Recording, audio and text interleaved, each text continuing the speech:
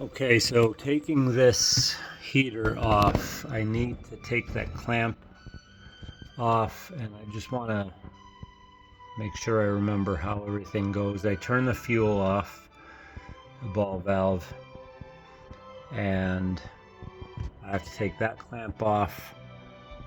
Hopefully this will slide away. I'll unscrew that flange. It's unplugged. I have to take this fitting off for the fuel, and then maybe that just slides out. Pull this up maybe. Okay, that's just a keeper, and then I guess it should slide out.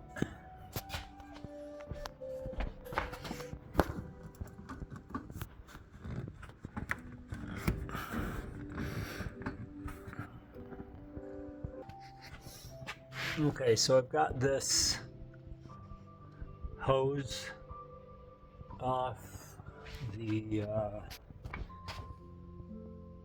fuel is disconnected, and this should, yeah, okay, so it slides right away. All right, so that's easy enough. So I'll move this.